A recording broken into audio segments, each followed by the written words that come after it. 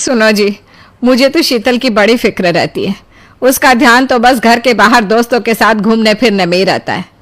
उसे कुछ बोलो तो एक नहीं सुनती। मैं तो कहती हूँ इसकी जल्दी शादी वादी करवा दो, वरना लड़की हाथ से निकल जाएगी। तुमसे ज़्यादा चिंता है मुझे शीतल की शादी की। कल ही वो रामपुर वाले मौसा जी को फ़ोन भी किया था। बता रहे थे एक लड़का है नज़र में, उनका अपना घर है और लड़का भी अच्छा है। अरे तो फिर बस बात चलाओ ना, एक बार देखे तो सही लड़का और घर बार कैसा है। कौन से लड़के की बात चल रही है यहाँ? तुम्हारी शादी की बात चल रही है बेटी। अब तुम्हारी शादी की उम्र हो रही है तो लड़का तो देखना पड़ेगा ना। उफ़ो, मुझे अभी नहीं करनी शादी वादी।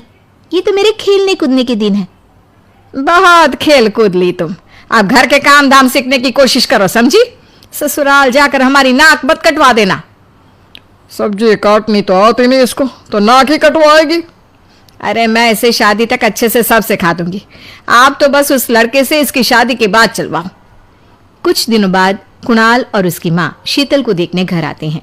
कुणाल दिखने में बड़ा ही स्मार्ट होता है। शीतल तो उसे देखती ही रह जाती है। देखो जी, हमारी कोई डिमांड तो है नहीं, बस हम चाहते हैं कि लड़की घरेलू हो, घर के सारे कामकाज संभाल ले। अब आपके परिवार में तो बस 3 ही लोग हैं, पर हमारा तो खूब भरा पूरा परिवार है।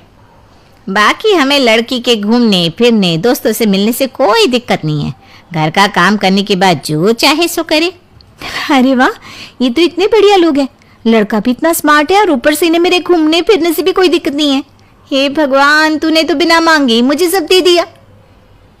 बताओ जी, और क्या चाहिए हमें? हमारी तरफ से तो रिश्ता पक्का है जी। बस फिर तो हंसी खुशी शीतल और कुणाल की शादी हो जाती है। शीतल मन ही मन बड़ी खुश होती है और उसी खुशी के साथ वो अपने ससुराल में कदम रखती है। आओ बहू, तुम्हारा अपने ससुराल में स्वागत है। ये मिलो अपने परिवार से। ये तुम्हारे ससुर जी, तुम्हारी ननद सुनीता और गीता, सुनीता के पति राजेश और उनके 2 बच्चे राजू और चिंटू। ये ना हमारे साथ यहीं रहते हैं। ये तुम्हारी दादी सास हैं और बाकी लोग अभी बाहर गए हुए हैं। इतने सारे लोग, ये सब यहीं रहते हैं इस घर में? अरे अभी तो मेरे देवर देवरानी और उनके 3 बच्चे यहाँ नहीं है। उसके मायके में भी शादी थी ना, तो बस वहीं गई है। कल तक आ जाएंगे। हे भगवान, ये घर है या धर्मशाला? ये सब एक साथ इस घर में कैसे रहते हैं? मुझे तो पता ही नहीं था इनका इतना बड़ा परिवार है। अब समझी कि कोई डिमांड क्यों नहीं की इन्होंने। ये सब चाल चले मेरे साथ। अरे बहू, खड़े खड़े क्या सोच रही हो? चलो अपने कमरे में जाकर आराम करो। जी माँ जी।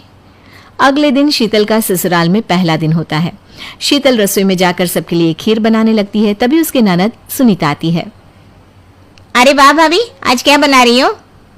बस दीदी, आज वो पहली रसोई है ना, तो खीर बना रही थी। अरे भाभी, ये खीर वे रहने दो। घर में 4 लोगों को शुगर है और कुछ लोग मीठा ही नहीं खाते। आप ना सीधा खाना ही बना दो। क्या फ़र्क पड़ता है, मीठा बने या नमकीन, बस बहू के हाथ की पहली रसोई होनी चाहिए ना। जी दीदी, तो फिर मैं खाना ही बना देती हूँ। आप बता दो खाने में क्या बनेगा? बस सिंपल सी कोई सब्जी बना दो, जैसे आलू गोभी या आलू मटर, और उसके साथ रोटियाँ सेक दो। हमारे परिवार में अब तुम्हें मिलाकर पूरे 20 लोग हो गए हैं। 15 बड़े और 5 बच्चे। बड़ों की 6 और बच्चों की 2 के हिसाब से रोटी बना देना। चलो मैं चलती हूँ, सब देख लेना। हाँ, बड़ों की 6 रोटी मतलब कि 15 लोगों की 90 रोटियाँ, और बच्चों की 2 रोटी मतलब 5 बच्चों की 10 रोटियाँ। 90 और 10 मतलब कुल मिलाकर 100 रोटियाँ। हाय, मैं तो मर गई। 100 रोटियाँ अकेले कैसे बनाऊंगी? माँ, ये तुमने मेरी शादी कहाँ कर दी?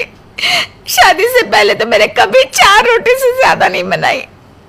शीतल एक बड़ी सी परात में 100 लोगों के हिसाब से आटा निकालती है और उसे गूंथना शुरू करती है। आटा गूंथते गूंथते शीतल के पसीने छूट जाते हैं। उसके बाद बारी आती है रोटी बनाने की। शीतल एक एक करके रोटी बनाना शुरू करती है और 10 रोटी बनाते ही अपनी कमर पकड़ लेती है। हाय, मैं मर गई। मेरी कमर टूट गई खड़े खड़े, और ऊपर से इतनी गर्मी। मैं 100 रोटियां कैसे बनाऊंगी? अरे भाभी, सब बाहर रोटियों का इंतजार कर रहे हैं, जरा जल्दी जल्दी रोटी सेक दो।